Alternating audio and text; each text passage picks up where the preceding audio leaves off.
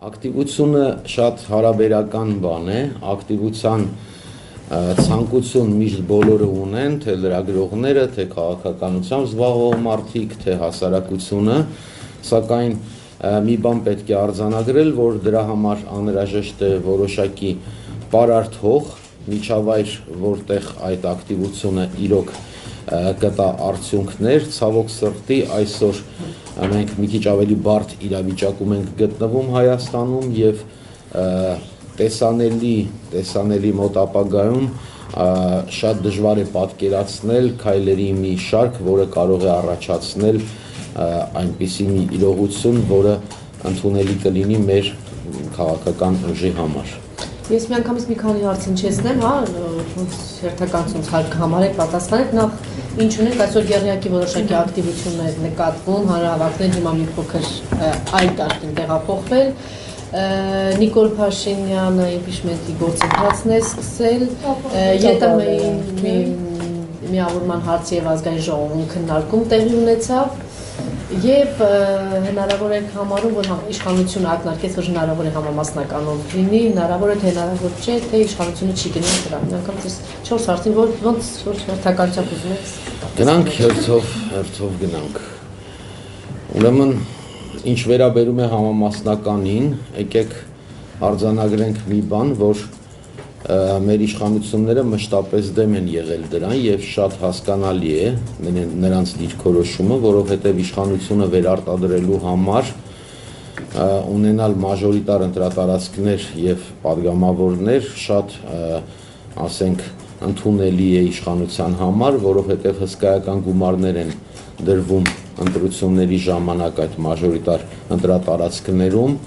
օգտագործվում է ամբողջ ադմինիստրատիվ, ֆինանսական եւ այլ ռեսուրսները եւ այստեղ իշխանությունը կարողանում է ապահովել իր մեծամասնությունը։ Տեսեք, եթե այս բոլոր ընտրակեղծիքների, ընտրախախտումների պարագայում էլ նույնիսկ եթե լիներ համամասնական միայն, ապա այսօրվա քաղաքական ուժը, որը իշխանության կրողն է, միևնույն է մեծամասնություն չէր ունենալու պարլամենտում, եւ սա կարծում եմ նրանք հաշվի կառնեն եւ ամեն կերպ կվիժեցնեն հնարավորությունը անցման ուրեմն ամբողջական համամասնական համակարգի։ Ինչ վերաբերում է Նիկոլ Փաշինյանի այսօր այդ ակնարկներն ամեն այսքան ժամանակ շահելու խնդիր ունի իշխանությունը, որ հնարավոր է քննարկել իշխանությունը ունի մի խնդիր, նա իր արժև խնդիր է դնում սահմանադրական փոփոխությունները անցկացնելու ժամանակ փորձել ստեղծել որոշակի կոնսենսուսի միջավայր եւ փորձել հարցերը այնպես ուրեմն կառուցել եւ լուծումների այնպիսի լուծումների գալ, որպեսզի կարողանա այդ փոփոխությունները անցկացնել եւ բնականաբար իշխանությունը խաղում է այս պարագայում, խաղում է տվյալ պարագայում պարլամենտական ուժերի հետ, փորձում է ստեղծել քննարկման մթնոլորտ, սակայն իրականությունը այն է, որ իշխանությունը գործել է այնպես, ինչպես որ եւ գործել է միշտ եւ կարծում եմ գործելու է տեսանելի ապագայում, ընդդիմությունը կամ ոչ իշխանական ուժերը, ինչպես ընդունված է ասել, ինչ որ չափով ընդունել են այս խաղի կանոնը եւ որոշակիորեն, ասենք, պասիվացրել են իրենց գործողությունները, իհարկե դա իրենց տակտիկան է եւ իրենց ստրատեգիան է եւ իրենք են որոշում իրենց գործողությունների ուրեմն հերթականությունը, բայց սա է մեր իրողությունը, գնանք ինչին իմպիչմենտին, մի գործընթաց է, հիմա ես կարծում եմ, որ դա Նիկոլ Փաշինյանի կողմից փորձ էր ցույց տալու իրականում ինչպիսին է պարլամենտական ոչ իշխանական ուժերի դիրքորոշումը, հիմա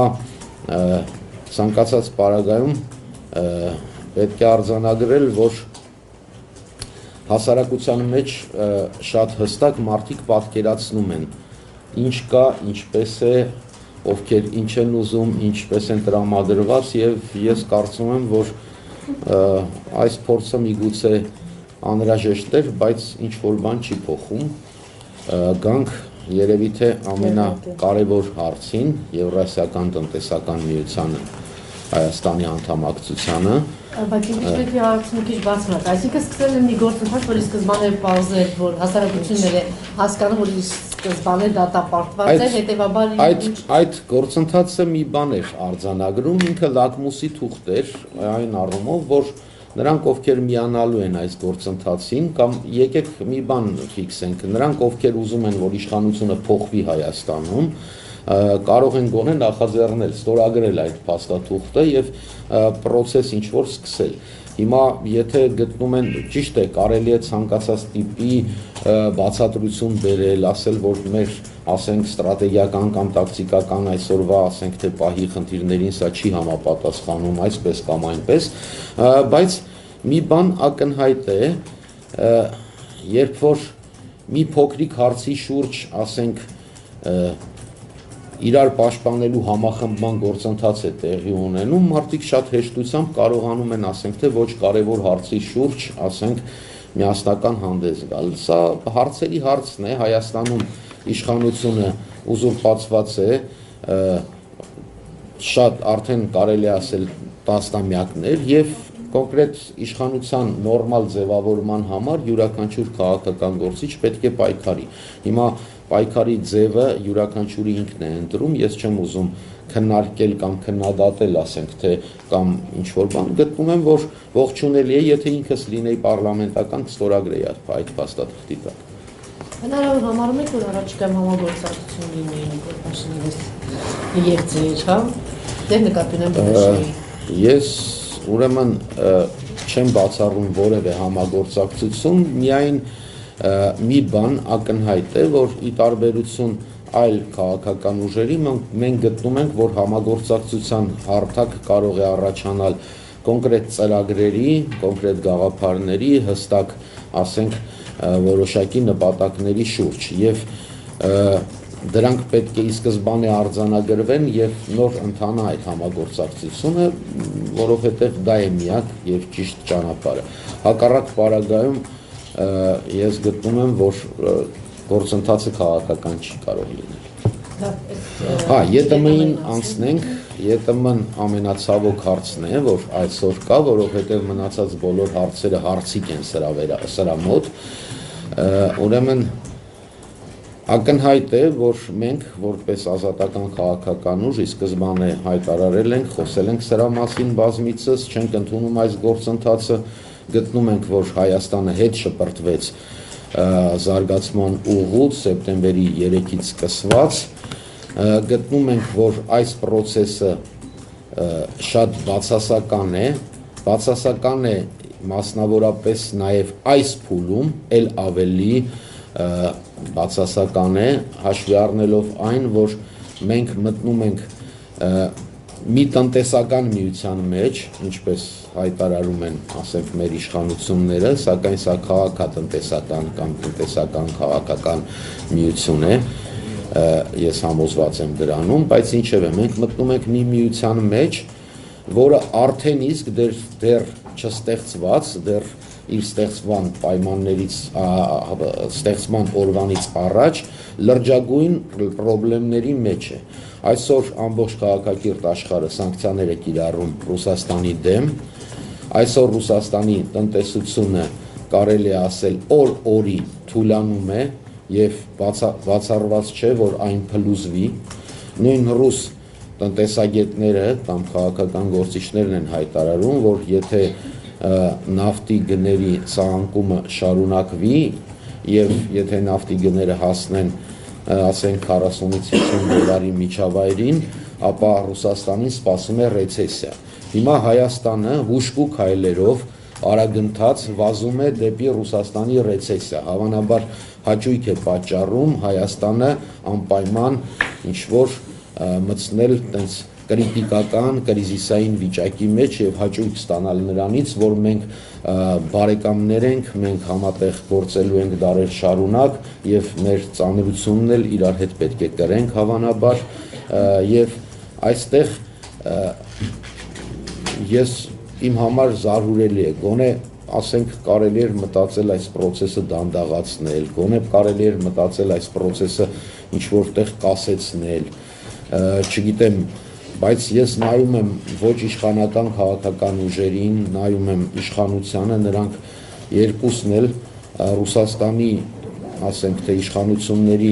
նկատմամբ ռևերանսներ գործելու համար պատրաստ են Հայաստանը տանել կործանման։ Ես սա համարում եմ կործանման սկիզբ, տա Աստված իհարկե չիրականանա այս սցենարը եւ փոխվի իրավիճակը, տա Աստված, որ Ռուսաստանը նույնպես որոշակի զիջումների գնա ուկրաինական հարցում, աշխարհն էլ հանի այդ սանկցիաները եւ մի քիչ կանոնակարգվի ամեն ինչ, սակայն ցավոք սրտի միշտ պետք է հաշվի առնել ցանկացած զարգացման սցենար, իսկ զարգացման այն սցենարի պարագայում, որը կարծում եմ առաջիկայում սպասվում է Ռուսաստանին, մենք շատ բարդ վիճակում ենք հայտնվելու։ Եկեք մի բան նաև արձանագրենք, որ Ռուսաստանը օր-օրի ռուսական ռուբլին, ասենք, սահանքում է ապրում եւ եթե հիշում եք 29-30 դոլարի սահմաններից նա այսօր հասել է 52-53 դոլարի սահմաններին, շատ փոխկապակցված է ռուսական ռուբլու ուրեմն տատանումը, այնտեղ ընդունված մի բանաձև կա 3620 միավորը, այսպես ասած, որ նախատեսված է բյուջեում, բաժանում են նավթի այսօրվա գնի վրա եւ ստանում են ռուսական ռուբլու արժեքը։ Ենթադրենք դիցուկ, եթե 3620-ը ուրեմն բաժանում ենք այսօրվա, ասենք 70-ի 71-ի վրա, ստանում ենք այսօրվա փոխարժեքը, եթե հանկարծ ռուբլին դառնա դոլար այդ նավթի գինը իջնի մինչև 40 դոլար, ռուբլին կարող է բարձրանալ մինչև 90, այսինքն 1 դոլարի 90 ռուբլի հարաբերակցությամբ։ Այս պայմաններում նաև պետք է ֆիքսել, որ Եվրասիական տնտեսական միության սահմաններում առևտուրը իրականանալու է ոչ թե փոխարժեքով, այլ իրականանալու է այն, ասենք, միջոցներով, որին տիրապետում են տվյալ ուրեմն խաղի մասնակիցները եւ բնականաբար հիմնականը ռուբլով է տեղի ունենալու, թե ինչ հետևանքներ սա կարող է ունենալ Հայաստանի համար, ես կարծում եմ, որ ողջամիտ մարդիկ պետք է հաշվեին, սակայն որևէ process չեմ տեսնում, որևէ մտահոգություն էլ առանձնապես չեմ տեսնում, ցավոք սրտի շատ ցավալի է այս ամենը, բայց քանի դեռ Հայաստանում իշխանությունը ձևավորվելու է այն սցենարով, որով ձևավորվել է տարիներ շարունակ, քանի դեռ Հայաստանում իշխանություն է, որը ոչ թե արտացոլում է հայ ժողովրդի կամքը եւ ցանկությունները զարգացման ուղին է տեսնում, ասենք, այլ իր շահը մենք ունենալու ենք այս իրավիճակում։